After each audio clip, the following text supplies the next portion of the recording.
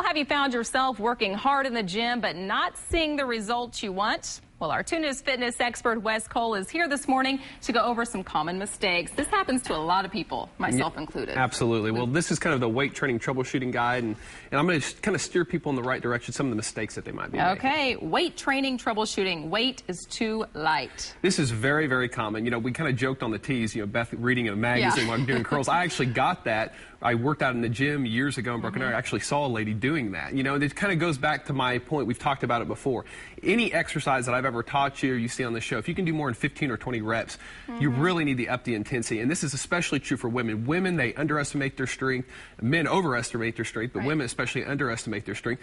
I talked to a client years ago that she just refused to lift 10, 15-pound dumbbells, but I'd see her, you know, at the grocery store holding a 20-pound toddler and a 20-pound bag of groceries. So especially women, don't be afraid to kind of test yourself in the strength, and remember, make sure that, you know, those last couple reps, they need to be pretty difficult for you to, you know, kind of see any muscle growth. You know, you gotta try. Yeah, I guess you can't just go through the motions. So no running on the treadmill and reading book at the same time. No, you can't do that. Okay, the next one is to train legs. Well, it's real important. A lot of men, especially, they like to really, you know, work the upper body because, you know, because all the girls, they like the upper body muscles. But the thing about it is, if you want to be strong all around, you need to work your legs, not just to have strong legs, but to have a strong upper body as well. When you do squats and lunges like this exercise right here, this is a very common exercise I do with all my beginner clients. It stimulates a lot of muscle growth.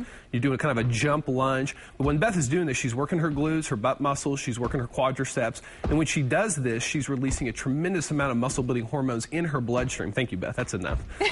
When those muscle-building hormones are through the bloodstream, they don't play favorites with just your legs. They stimulate muscle growth everywhere. This is why elite strength coaches all over the country will tell you, if you're not training legs in the gym, then you're really not on a good training program. So make sure, it's all right to, you know, to work the beach muscles a little bit, but make sure you get some squats and lunges at least a couple times a week. Got to do the whole body. You got to do the whole thing. Okay, finally, progression is the key. I get people calling me up all the time and they say, Wes, you know, I've been working out real hard for 2 years and I haven't seen any results. But when they come in and actually see what they've been doing, we find that they've been doing the same exercises, doing the same reps, working with the same weights for about 2 years.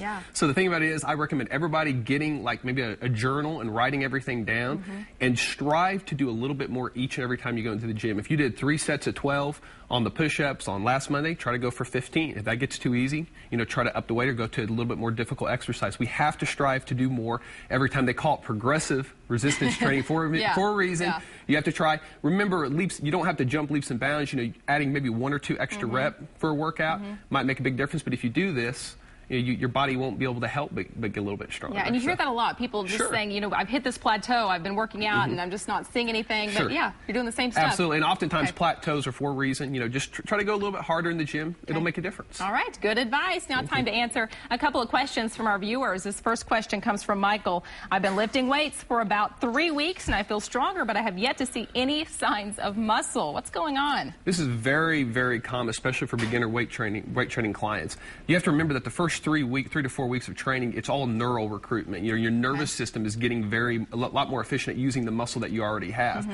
So the thing about it is your nervous system is a little bit more heightened. It's often frustrating for a beginner when they're using a lot more weight, but they're not seeing any results. But it usually takes 6 to 8 weeks for hypertrophy or for the muscle to start showing up. But that's a sign. You know, when you're getting stronger and your nervous system's getting a little bit more efficient, that's a sign that muscle is on its way. So just stay strong and you'll see it. Stick with it. All right. Our next question comes from Ronnie. My calves are skinny. What's a good way to build them? Well, of course, you see people in the gym, Beth, come on out here, do your traditional calf raises, and Beth, you know, using 40 pounds right here, just come up on your toes just like that. What you need to do is you need to remember that the calf muscles, they have a high percentage of red muscle fiber, those are endurance fibers. So if this isn't working in the gym, thank you, Beth, you know, long distance running, going up a hill, we always talk about how aerobics, traditional running doesn't build a lot of muscle, but that's one of the few areas where running and stuff can really help. Another thing is jump rope, but anything long distance, high reps to really stimulate those red muscle fibers, that should make a difference. You've given us a lot to think about today. Thank you, Wes. Thank you. If you have a question that you would like Wes to answer, just go to the weekend morning section of our website, kjrh.com, and click on the habitual health link,